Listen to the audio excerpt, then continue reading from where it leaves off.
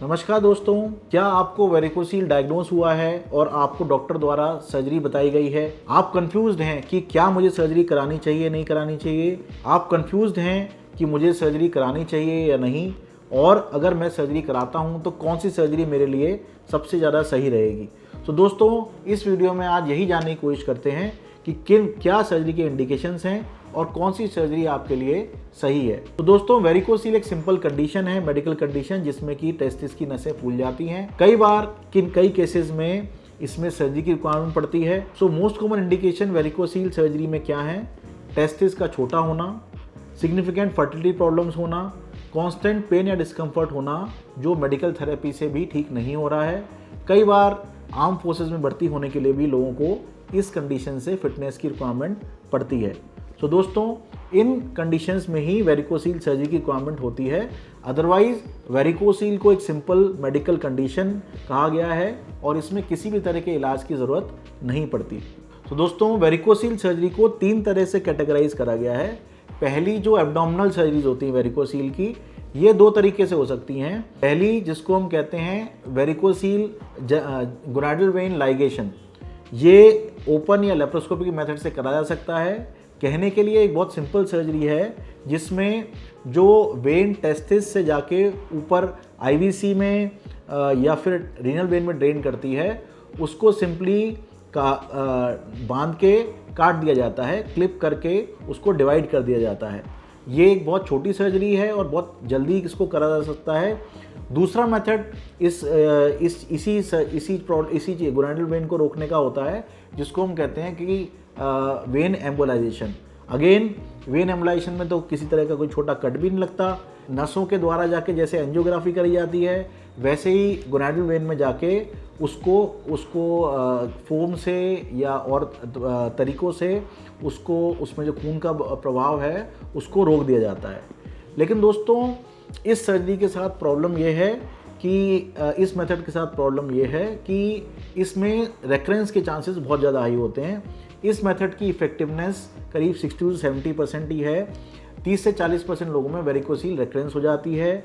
कई लोगों में हाइड्रोसील बनने की संभावना भी रहती है और इसी वजह से ये मेथड बहुत पॉपुलर मेथड नहीं है।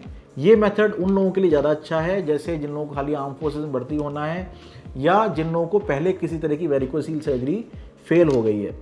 तो दोस्तों, दूसरा मेथड क्या है? दूसरा मेथड हम कहते हैं स्क्रॉटल सर्जरी फॉर वेरिकोसील्स। इसमें क्या होता है कि गोलियों के ऊपर इंसिजन देके, स्क्रॉटम के ऊपर इंसिजन देके, वहाँ से जो वेन्स आ रही होती हैं टेस्टिस में, उनको बांध के आइसोलेट करके उनको बांध दिया जाता है और उनको कट कर दिया जाता है, जिसकी वजह से जो वेरिकोसील का टेस्टिस पे प्रभाव है वो कम हो जाता है। सो इस मेथड में एडवांटेज ये है कि अगेन बहुत छोटा सा कट आता है और जो नीचे तक वेन्स के गुच्छे हैं उनको बांधा जा सकता है, उनको देखा जा सकता है।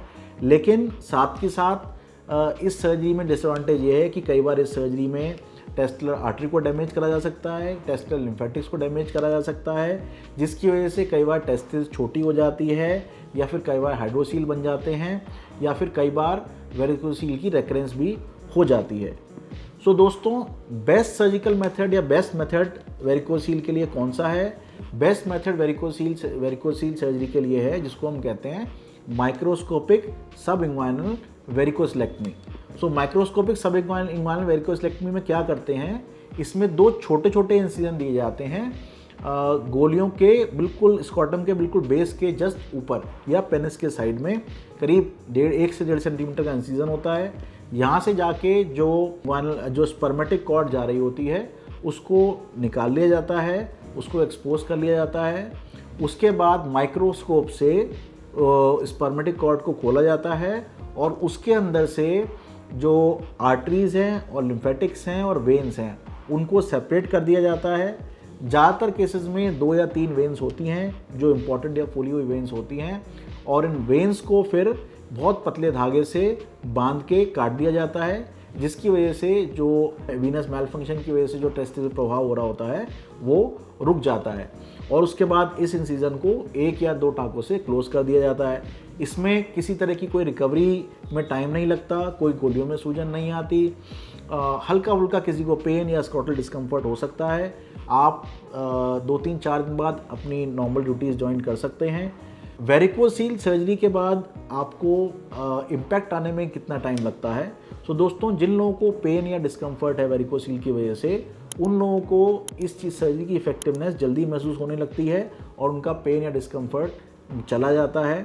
कई केसेस में पेन या डिस्कम्फर्ट वापस भी आ सकता है, क्योंकि उसके दूसरे कारण हो सकते हैं, जैसे कि टेस्टिकुलर न्यूरैल्जिया या स्क्रोटल न्यूरैल्जिया, जिसकी वजह से वो पेन एग्रवेट हो जाता है। जिन लोगों को फर्टिलिटी प्रॉब्लम की वजह से वेरिकोसील सर्जरी करी गई है, उन लोगों को अपने सीमन पैरामीटर्स में 3 से 4 महीने बाद इम्प्रूवमेंट दिखने की उम्मीद होती है और ये इम्प्रूवमेंट करीब 60 से 70% तक पैरामीटर्स में हो सकता है और कई लोगों को इम्प्रूवमेंट होते होते धीरे धीरे करके 1 साल तक इम्प्रूवमेंट भी दिख सकता है। सो दोस्तों, अगर आपको भी वेरिकोसील सर्जरी प्रिस्क्राइब करी गई है तो आप किसी एक्सपर्ट एंड्रोलॉजिस्ट या यूरोलॉजिस्ट से जाके मिलें, जो इस सर्जरी को करने में सक्षम हो और आपको प्रॉपर राय दे सके कि आपके केस में कौन सी सर्जरी, किस तरह की सर्जरी बेस्ट रहेगी।